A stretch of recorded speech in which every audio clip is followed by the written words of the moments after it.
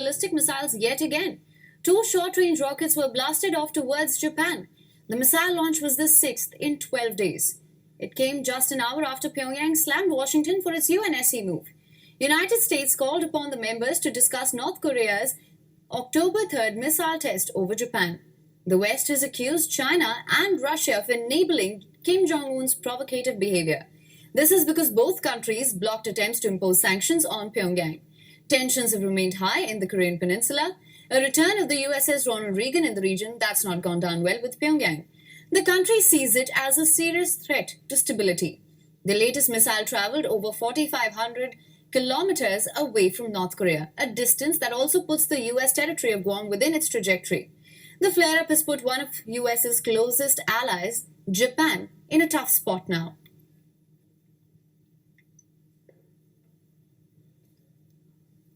北朝鮮は特に今年に入ってからかつてない高い頻度で、かつ新たな対応でのミサイル発射を繰り返しております。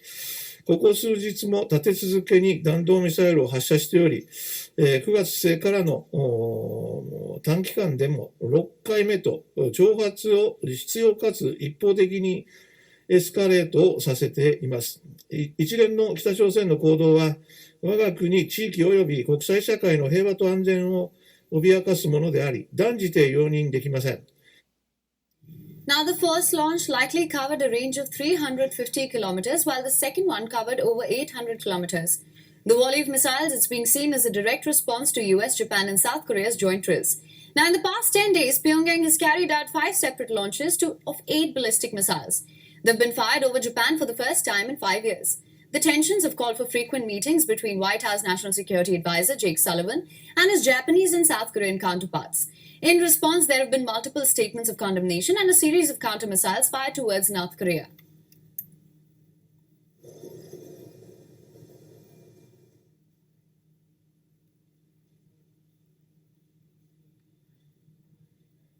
Now, for more on this, we're being joined by our correspondent, Chris Gilbert from Tokyo. Chris, thank you for joining us. Another launch of ballistic missiles. Do you see this as a sign of heightened tensions and volatility in the region?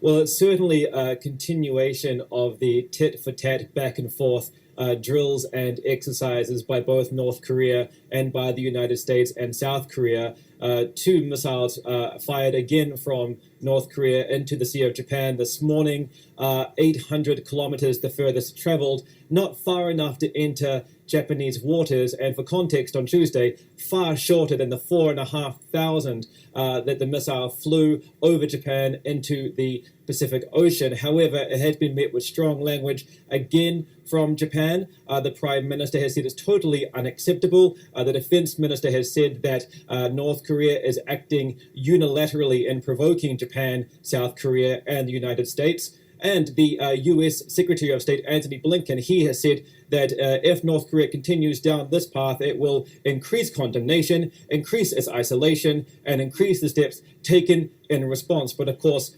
Pyongyang's not doing this in a vacuum. It says it's responding to the United States moving one of its warcraft into the area, and of course to military drills and missile launches that South Korea has conducted recently as well. And the UN Security Council is talking about this at the moment. The US ambassador there has actually pointed the finger towards Russia and China for enabling and emboldening North Korea to carry out these launches. And it comes at a pivotal time for all these powers because the Chinese 20th Party Congress is right around the corner, as is the US midterm elections. And there are concerns that North Korea may use these world events to draw attention to itself yet again with a nuclear launch.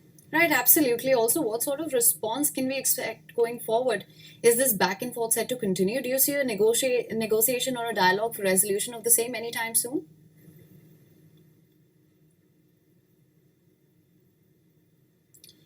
Well, North Korea is going to want to continue firing missiles, and the United States, South Korea, and Japan are going to continue to feel emboldened to condemn them for that. I actually spoke to a defense analyst just about this morning, and he said that the United States have effectively accepted that North Korea is a nuclear power, and as long as it doesn't cross any red lines, namely attacking a neighbor, it's free to fire these missiles as long as it doesn't actually attack anybody. And at the same time, North Korea may not want to attack a neighbor because if it did, it would be significantly outgunned.